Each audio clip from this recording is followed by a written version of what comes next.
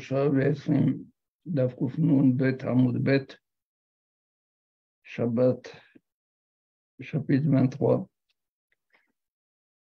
page 152b.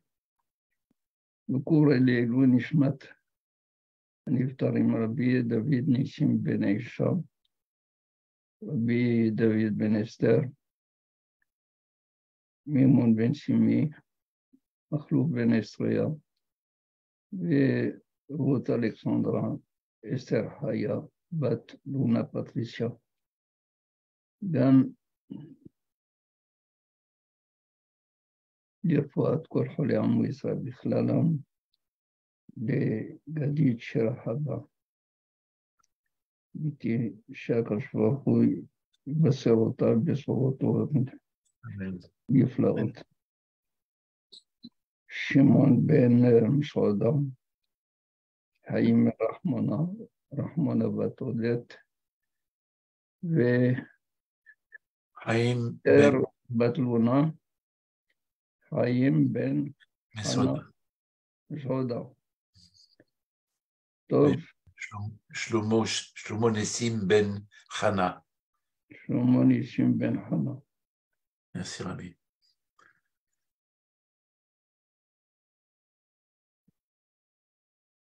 Allemand Bousquil a attendu secours, je ne le vois pas. נשלח לו.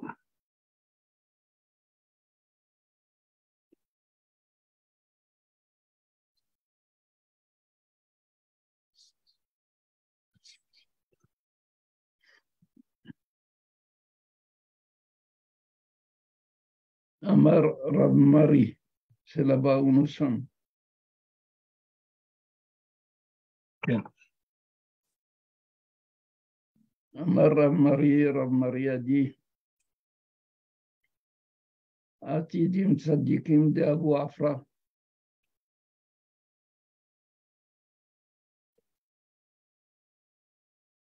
Les tzadikim sont appelés à devenir poussière, sable.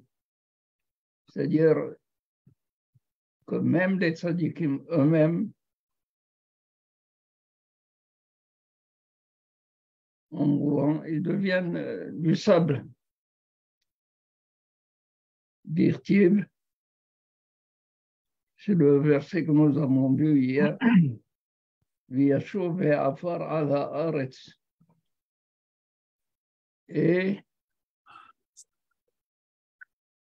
Afar, le sable, reviendra à la haaretz sur la terre.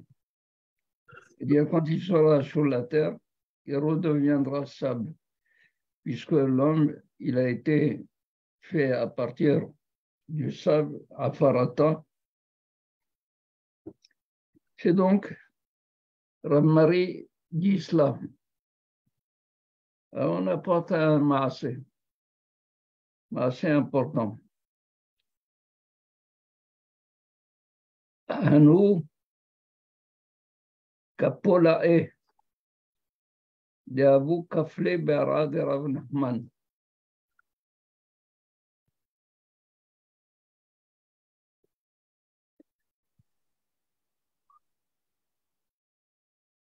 Ces fossoyeurs, des fossoyeurs kapolae, ces fossoyeurs de Abu qui étaient en train de creuser dans les champs de Rav Nachman. Nahar Behu Rav Hai Bar Yoshia. Ils ont subitement entendu Rav Hai Bar Yoshia les gronder de la terre. Oui, il était enterré là-bas. Il était enterré. Qu'est-ce que vous êtes en train de faire?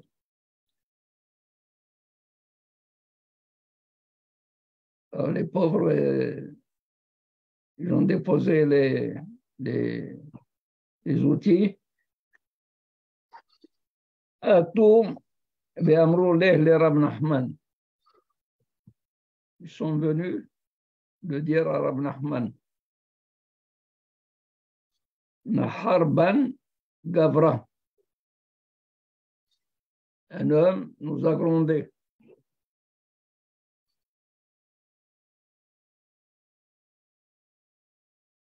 Ata ve'amarle. Rab Nachman est venu. Il lui a dit, Mani Omar, qui es-tu, toi, mon maître? Quel est ton nom? Qui es-tu? Je veux savoir.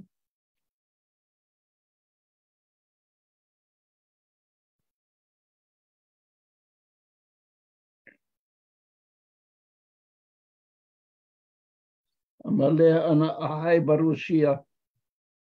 Il lui a dit, moi je m'appelle Ahai, fils de Yoshia. C'est bien.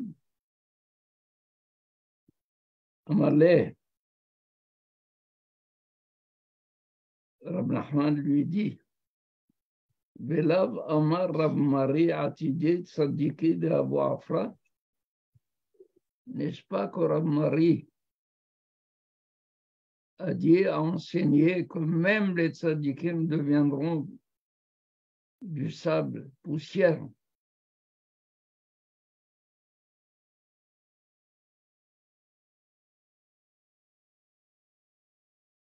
Amalé Humani Mari de l'Ayadan Aleh.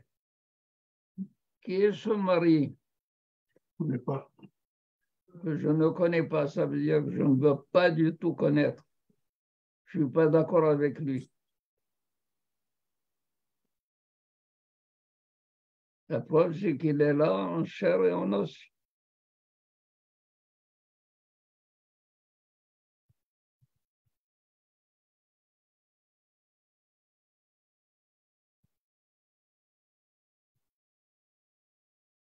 Amalé, ça va? Tu n'es pas d'accord avec Rav Mari, mais il y a un pasouk. Qu'est-ce que tu fais avec le pasouk? Alors il lui dit, le verset dit que le sable redeviendra sur la terre comme il était auparavant.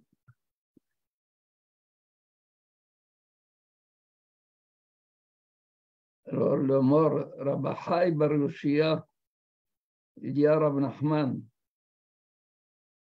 Donc il y a une discussion qui se passe entre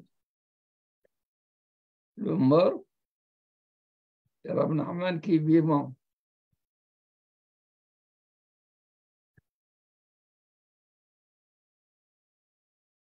Amarle, il lui a dit, de Akriyech Kohelet, la Ekriyech Mishle. Celui qui t'a enseigné Kohelet, d'où tu as pris le verset Viashu Be'afar el Haaretz Kishehaya, ne t'a pas enseigné Mishle.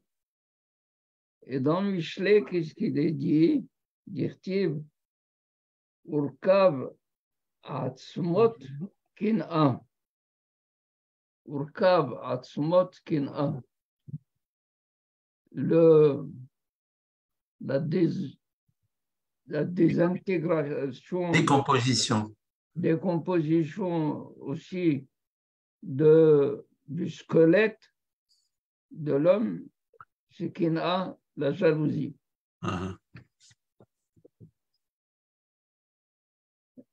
Il dit, Kolmi sheshlo Kin'a belibo, asmotam markibim. Tout celui qui a le sentiment de jalousie dans son cœur, et ici, Kin'a, c'est dans le sens pas seulement jalousie, l'envie, il devient jaloux. Il envie la personne. Pourquoi lui, il a et pas moi? Hmm.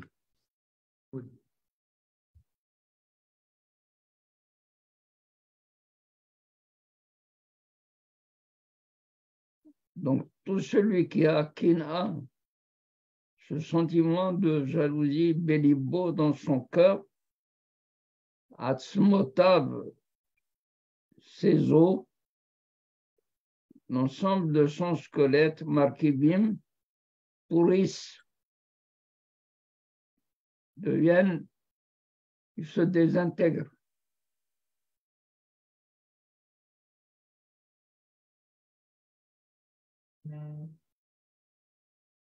Kol she'en lo kina v'libon atzmotav markibim.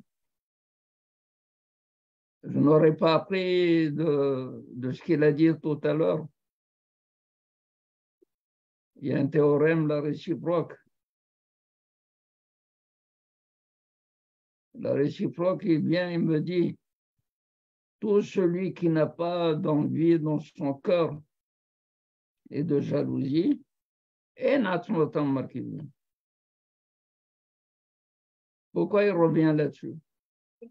Si tu as dit d'une manière positive, pourquoi tu le recommences d'une manière négative?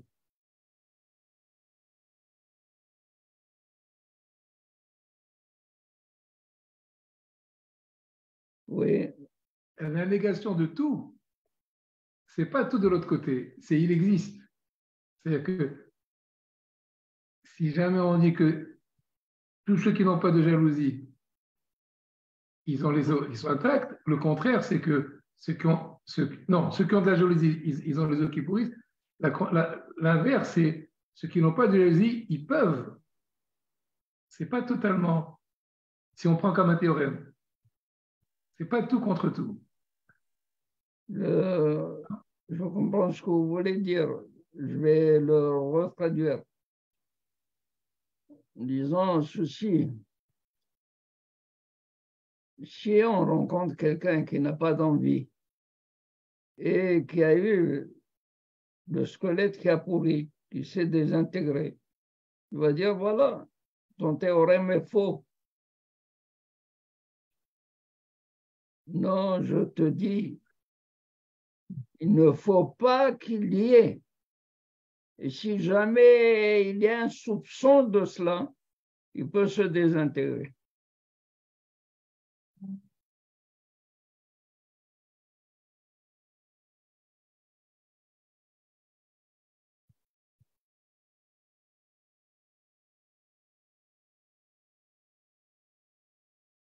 Alors, qu'est-ce qu'il fait Rav Nahman Gacheche? Il a touché. Il a commencé à toucher et il a vu Hazieh d'Itbe Mashacha. Il a vu qu'il est entier. Il est là. C'est-à-dire, c'est une réalité.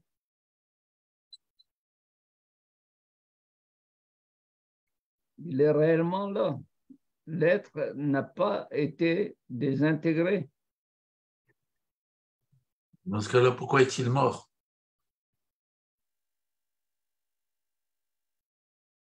Pourquoi quoi? Pourquoi est-il enterré? C'est comme si on disait qu'il était enterré vivant. Si son corps n'a pas été désintégré, comment se fait-il qu'il est capable de parler comme un être vivant? C'est une bonne question, mais il faut comprendre une chose.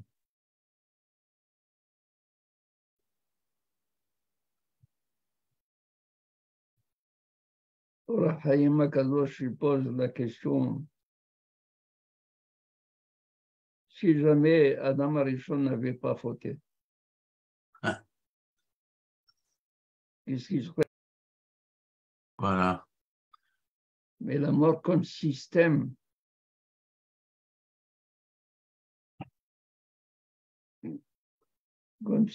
biologique,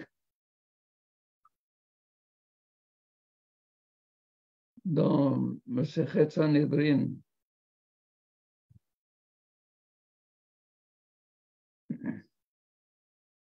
on rapporte qu'il y avait une ville qui s'appelait Kushta.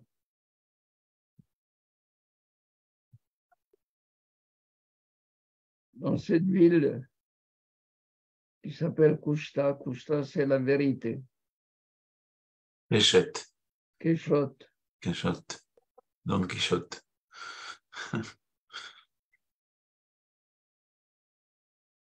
Donc Kushta,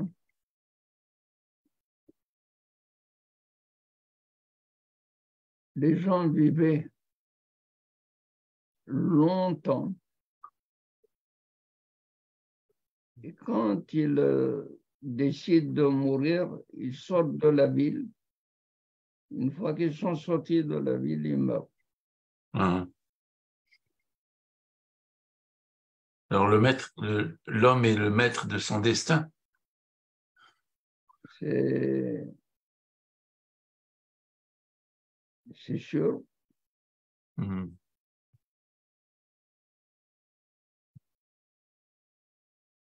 Oui. Pourquoi ils vont sortir de là-bas s'ils peuvent vivre? Charlie, tu n'as pas vu quelqu'un qui a levé le doigt. Alors, Eric. En fait, c'est un peu la question que je vais poser, c'est est-ce que ces gens-là avaient le droit de sortir de cette ville, même s'ils ne voulaient pas mourir, ou dès qu'ils sortaient, ils mouraient? Non. Ils vivent dans la ville. Sortir de la vérité, c'est... Comment on appelle... Comment on appelle Kushta en hébreu? Emet. Emet. Si on enlève le Aleph. Si on enlève le Aleph. On est Mevet. Sur principe, il reste Met. Oui, Charlie. Non, je veux dire, pourquoi ils vont sortir de la ville s'ils savent que c'est la fin? Ils n'ont plus de temps, ils sont finis, ils ne veulent plus vivre.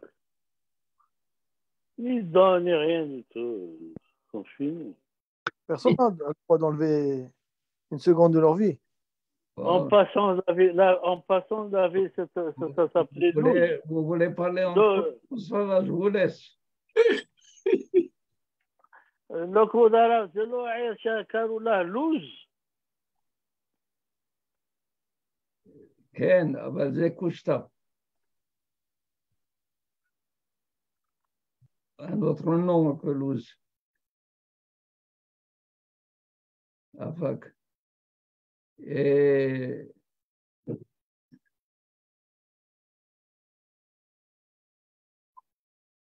il faut comprendre une chose, que s'ils étaient restés pour mourir, ils auraient inoculé le virus de la mort dans la ville. Alors, il fallait sortir en dehors de la ville.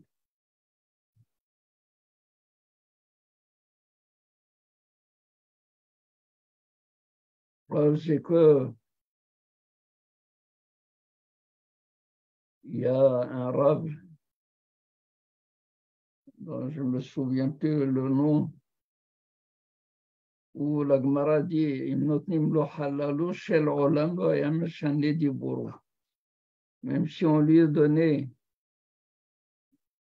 le monde entier et tout ce qu'il contient dans son espace, n'aurait jamais changé de parole. C'est-à-dire, il dit la vérité. Qu'est-ce qu'il a fait? Il a été adopté par la ville de Kushta. Lui, sa famille, ses enfants. Un jour, une voisine est venue pour demander quelque chose à la femme du Rav. Et il n'a pas voulu lui dire qu'elle était en train de se peigner donc elle est isolée seule. Il a dit autre chose. Le jour même, il a perdu 2 enfants. Alors les habitants sont venus chez lui, lui ont dit, sors de la ville parce que tu vas inciter la mort chez eux. Ça veut dire que dès lors qu'il y a eu 2 morts dans la ville, ça pourrait contaminer tous les autres. Alors ils l'ont fait sortir, ils l'ont chassé.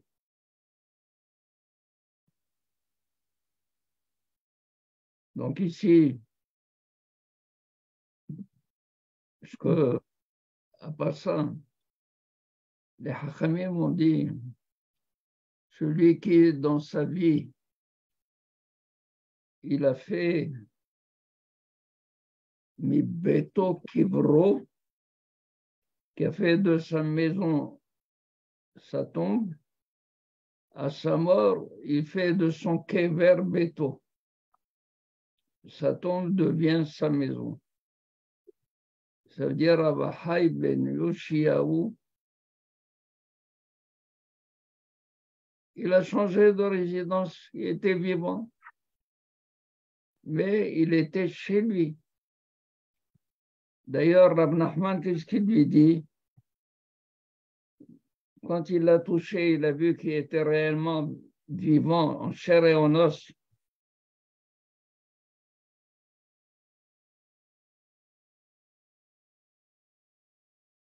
L'invité chez lui. Mort les gavets des bêtas. L'invité. Viens, Viens à la maison. maître. Viens à la maison. Qu'est-ce que tu veux dans un kever?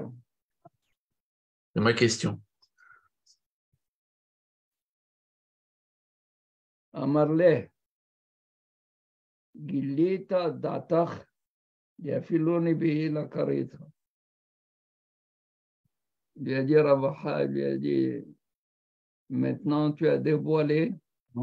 Encore, lui. Avant, il lui a dit quoi? Il est au Michelet. Tu ne les connais pas. Ouais. Pas seulement Michelet. Il est au Kohelet. Au Monsiflor. Tu t'es arrêté à Kohelet. Même les Nivim, tu ne connais pas. Tu dis le Navi. Le Navi dit comme ça. Vedatem. Vidatem ki ani Hashem bepitchit kevrotechem. Vous saurez que je suis l'Éternel quand j'ouvrirai vos tombes. C'est-à-dire, il faut attendre Techiyat Ametim. que Akadosh Baruch Hu ouvre les tombes.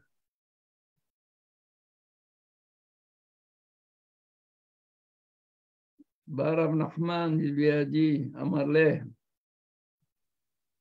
V'haktiv ki afarata ve'lafarta shuv.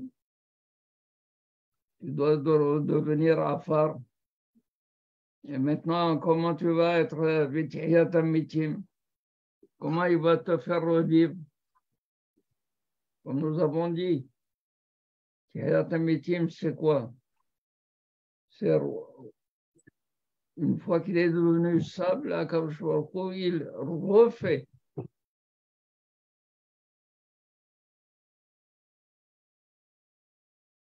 Amaleh, Aou Shahat Kodem Tihiyat Amitim. Lui a dit, pour lui, il redeviendra sable 1 heure avant Tihiyat Amitim. Pour qu'il ait la possibilité d'être Ressuscité. Résurrecté. Qu'est-ce que vous en dites?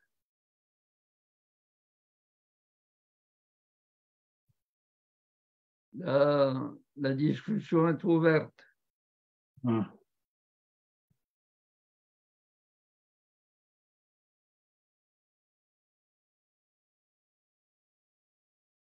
Est-ce qu'il y a des histoires, Rabbi, que vous connaissez quand, dans les dernières années, qu'ils ont déménagé des tzadikim et effectivement, ils ont trouvé que leur corps était encore intact? Oui, oui, oui, oui, oui, oui. Oui, oui. Rav Obadia Somer, il y a 120 ans de là, à Bagdad. Il y a Il y avait, Claude Arabe, il y avait la choléra à Bagdad il y a 120 ans. Et ils ne voulaient pas enterrer Rav Obadia Somer dans le cimetière, les Arabes Mahshimam. Il a dit il va leur coller la choléra. Ils ont été obligés de l'enterrer loin, loin, loin, loin. Après 6 mois, la choléra, Baruch Hashem, elle a été finie. Ils ont décidé de ramener le corps de Rav Obadia Somer pour l'enterrer où est-ce qu'il devait être enterré. Et ils ont emmené le ministre de la Santé et tout ça pour déterrer Rav Obadia Somer parce qu'ils pensaient qu'il allait y avoir une réahra. Ils ont trouvé qu'il était intact. il y a eu des cas comme ça au Maroc également. Quelqu'un qui a été en dehors de Marrakech, enterré en dehors de Marrakech, quand on a voulu le déterrer, c'est exactement la même chose. Ils étaient là, ont vu qu'ils ne dégageaient aucune odeur et qu'ils étaient intacts. Et toutes les autorités qui étaient là se sont mis au garde-à-vous devant lui. Mais il y a un fait historique.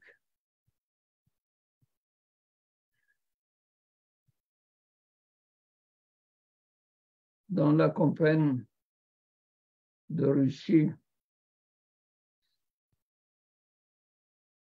un canon a été tiré par l'armée napoléonienne. Et c'est tombé dans la tombe de Rabbi Eli Melech de Lizensk. Ça s'est ouvert. Et Napoléon lui-même est venu, il a vu le corps intact.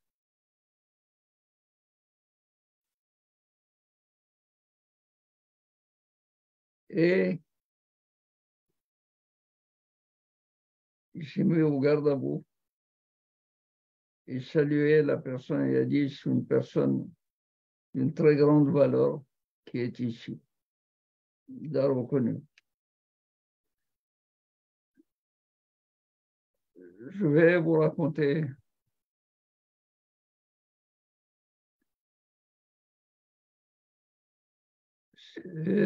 cette histoire que j'ai eue directement de Rabbi Mordechai Eliyahu alav shalom. J'étais obligé de lui demander comment ça s'est passé. Vous savez qu'à un certain moment, les Hachamim ont décidé de monter de Rav Hida de Livourne à Yerushalayim. Alors, ils ont envoyé une délégation de Rabbanim. Elle était dirigée par Rabbi Mordechai Eliyahu. Quand il était là, la première visite, je lui ai dit, Rabbeinu, raconte-moi comment ça s'est passé. Alors, vous avez, moi, je l'ai eu de Kli Rishon, vous la transmettez telle que je l'ai reçue.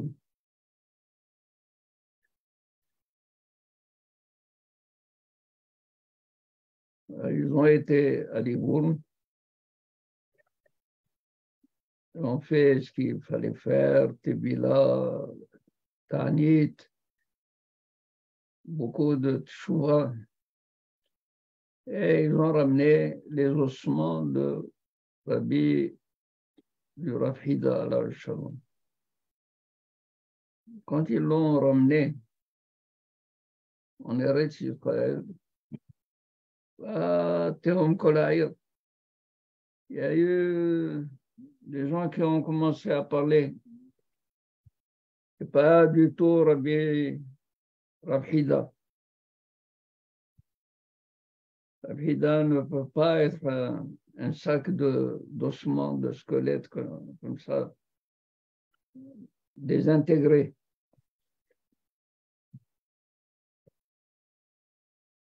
Alors il me dit, il va chez Baba Hake, qui était avec lui dans la délégation, il lui a dit, écoute, il faut qu'on fasse quelque chose de Man Hashem, qui douche Hashem. Rafida al Shalom, on se doit de faire quelque chose pour ça.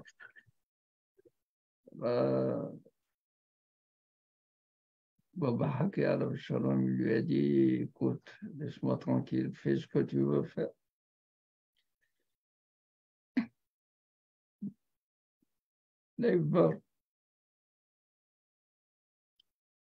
Alors,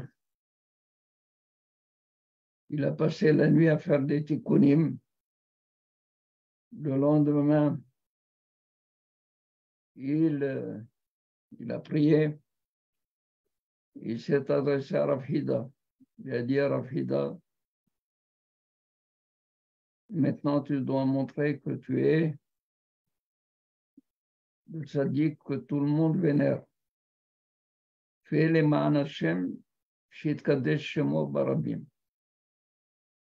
Alors il a touché par les pieds et on voit les os. Il entend les os s'emboîter les uns dans les autres. Et le squelette s'est reformé comme s'il était du temps de sa vie. Et à partir de ce moment,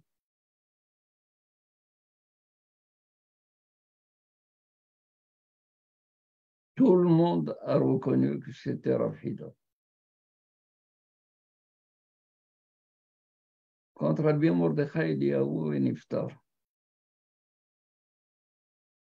Ani Akatan, j'ai dit comme ça, Vaddaï Rafida va lui faire une place à côté de lui.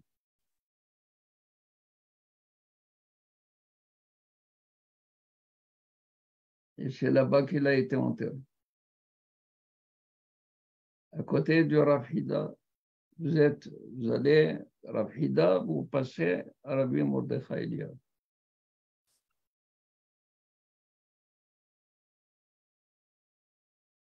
De la même manière que Rabbi Mordechai Eliyahu a fait pour Rafida, Rafida a fait pour Rabbi Mordechai Eliyahu.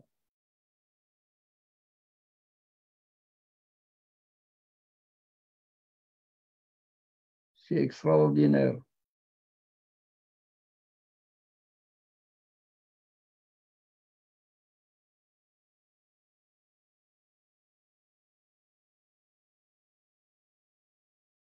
Nous sommes habitués à dire si je ne vois pas, si je ne touche pas, ce n'est pas vrai. Le monde qu'on ne voit pas, qu'on ne touche pas, est plus vrai que celui que nous voyons. Et c'est comme ça que les Hachamim ont dit, si il avait été donné à notre œil de voir les choses que nous ne voyons pas, nous pourrons plus tenir en vie.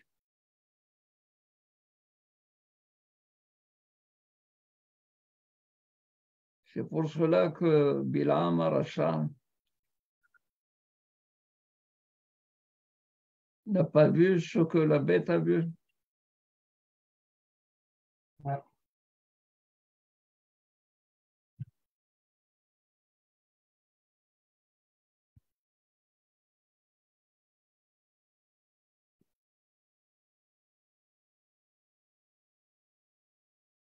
De toutes les manières, on dit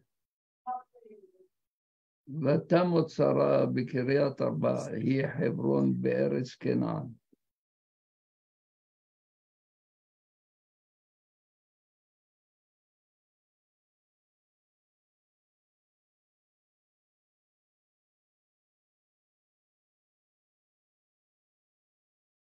Il faut comprendre le verset ותמת שרה est morte בקריית ארבע.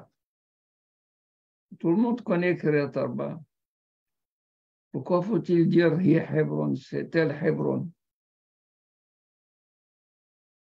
Et on sait tous que Hebron c'est Be'eretz Kenan. Pourquoi donc tu dis Be'eretz Kenan?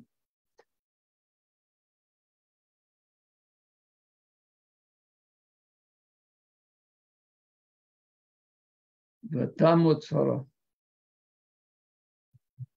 Les Hachamim disent qu'est-ce qui se passe après la mort? C'est que l'être humain qui est composé de 4 éléments constitutifs, de 4 éléments qui sont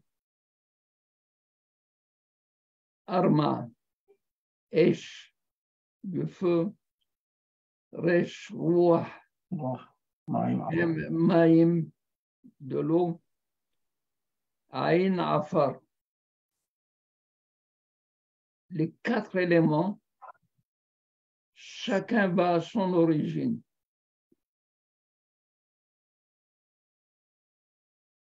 Le feu va à son origine feu. Le roi à son origine roi.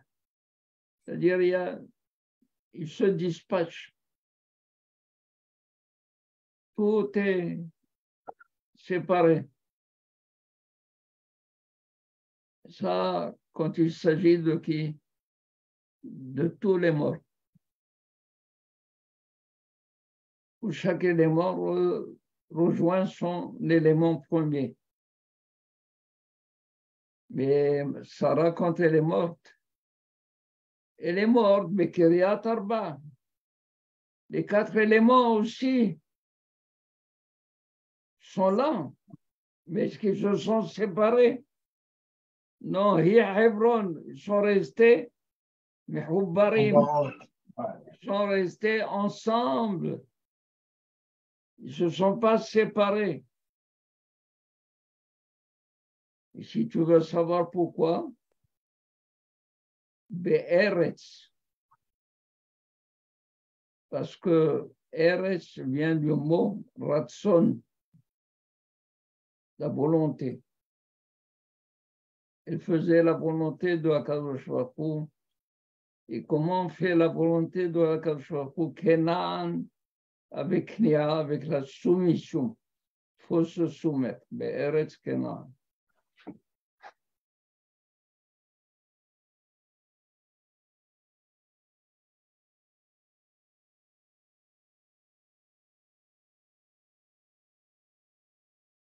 Hazak Baruch.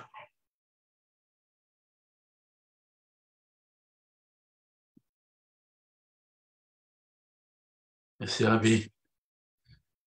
C'est tout.